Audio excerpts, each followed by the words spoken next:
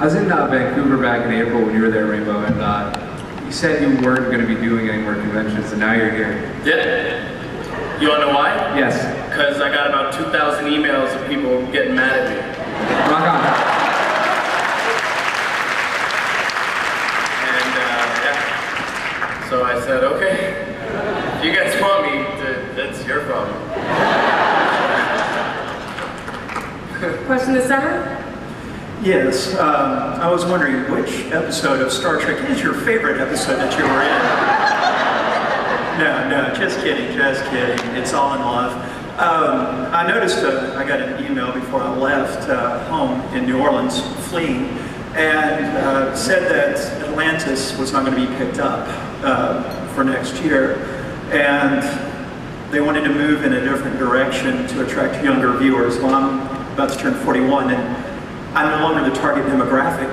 What is up with this? Because I thought both SG-1 and Atlantis appealed to a broad spectrum, as you can see, of people. Yeah, but then they killed Ford or left him in space and totally went out. Well, I mean, what's up with that? What do you guys think about this whole demographics thing? And if you don't want to answer that, what's it really like inside Cheyenne Mountain? Thank you. I think, you know, the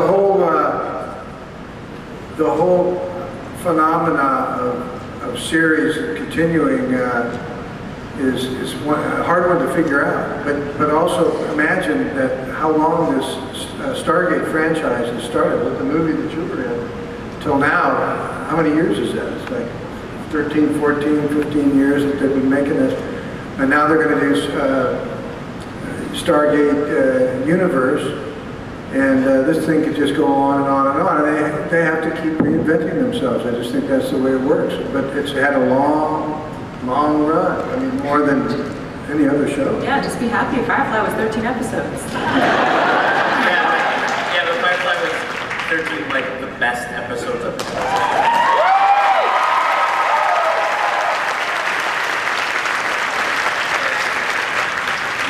No, I'm not sweet. I have DVDs, I sit there and I'm like, this show is destructive to my imagination. It's too good, I don't want to think of anything else. So, I wish I could say I was responsible for that. in part. For what it's worth, I'm 24. I don't think I'm sci-fi's target demographic anymore either, so. My question to you guys. Stargate grocery store. Next year. Stargate OC. It's going to be awesome. Stargate 90210. It's going to be awesome. It's going to be awesome. It's going to be really good, guys. You guys should all watch. My question for you guys. I'm starting off in an acting career myself. I just graduated from college last year. What got you guys into acting in the first place? I got fired as a waiter.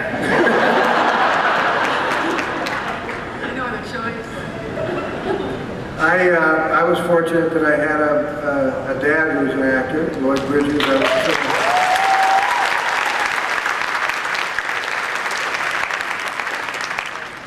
So I was very fortunate with that.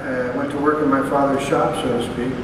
But what I think is important is to work, to get out there and do it. I mean, the good thing about being an actor is to perform. Just got to make sure you know where the police are so they don't arrest you, and then go ahead and perform. I mean, I did do a lot of what they used to call street theater back in the day, and that's some of the most fun times I had. And also, I just kept trying my thing. I mean, I used to get my little brother Jeff when he was like 16. I'd put him on the back of a flatbed truck with me, and we'd go into shopping parking lots. And first thing we had to do is get an audience. So we'd stage a fight. And people would come streaming in, you know. And as soon as they get there, we'd jump on the back of the truck and perform a scene from Come Blow Your Horn or something. We'd study, you know. So I think just performing, and I don't know, what community, are you from Atlanta? I'm actually from Buffalo, New York, so. Okay, well, New York, you know, I'm sure there's a lot of fine community theater around there. Just get out there and just do it.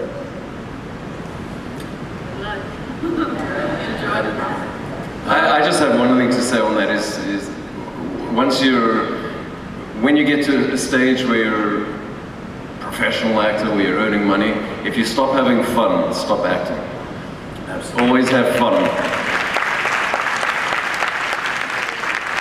Best direction I was ever given. I was doing a play with this man from a director from England, this old, crotchety, 7-year-old genius, wonderful director, Robin Phillips. And everybody, he's a frightening director. As soon as you sit down the first day of rehearsal, he has a bell and he has a whip. And he says, if anybody ever does a moment of perfection, you get the bell. If you ever make a stupid choice, you get the whip. And then you put the bell aside, because I rarely use that. So needless to say, the entire cast, we were like, you know, just getting stressed out and working harder and harder. And after about 2 weeks of rehearsal, he looked at us and he said, it's called a play. If you're not having fun, you shouldn't be here. And I've always held on to that. I thought that's great. It comes from a play, so television plays too. It's a telling play, so you have to play. Someone should have told him to put the whip away. I know. Have fun! Well, for some, that's fun. Beat me, beat me. Come on, baby.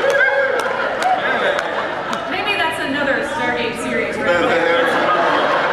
That's another story. Stargate, S&M.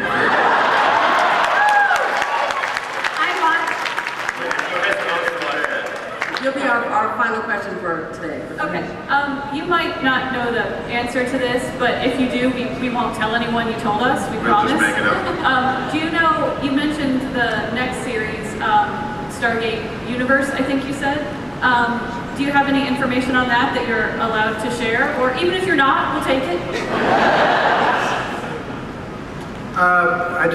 What I read in our trade papers, you know, I haven't talked to any of the creators, the guys about it, but what I heard was they're starting with mostly a whole new group. They did say that there was maybe one person that they were going to bring on from one of the older shows. I don't know who that is. I don't think it's me. That what I heard. So, and they go out and you know, it's I think just expanding the universe. And there's something about they find an old like an old craft or something that they have to find out about.